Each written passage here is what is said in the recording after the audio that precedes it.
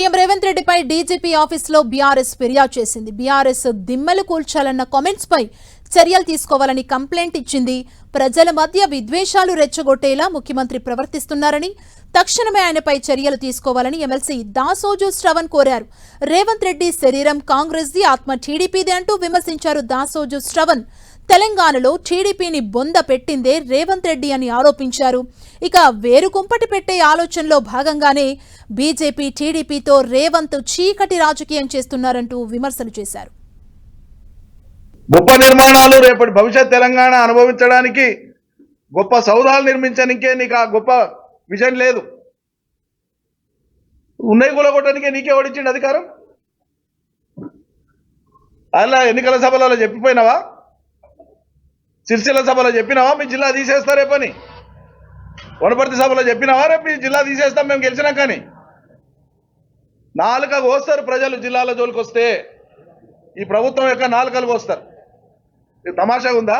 మా BRS party గద్దెల్ని కూల్చేయడం నీ తాత నీ తండ్రి తరం కాదు, నీ తరం కూడా కాదు. మా బీఆర్ఎస్ పార్టీ ప్రజల గుండెల్లోంచి పుట్టుకొచ్చిన పార్టీ.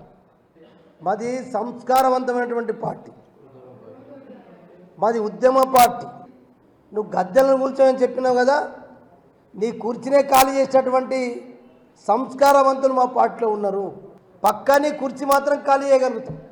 నీ మైండ్ అంత ఎట్లయిపోయిందంటే ఫ్రస్ట్రేషన్లో మాట్లాడుతున్నావు. ఇట్లా మాట్లాడచ్చు ఒక ముఖ్యమంత్రివి, ఒక హోంమంత్రివి. ఈ రకంగా హింసాత్మకమైనటువంటి సంఘటనలు చేయమని చెప్పచ్చా?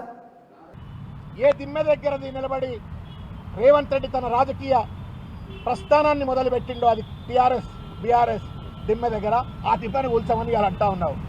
నీకు ప్రజాస్వామ్యం మీద గౌరవం లేదు, రాజ్యాంగం మీద గౌరవం లేదు, నీకు రాజకీయ భిక్ష పెట్టిన పార్టీల పట్ల గౌరవం లేదు. ఒక స్వార్థపూరిత మనస్తత్వంతో, విచ్చలవిడి దోపిడీ విధానంతో ఇవాళ పరిపాలన కొనసాగిస్తూ, నీకు పరిపాలన చేతగాక, ఇచ్చిన వాగ్దానం అమలు చేయ చేతగాక ఇవాళ పూర్తిగా కూడా ఒక దుర్మార్గమైన వైఖరికి పాల్పడుతూ ఉన్నాము.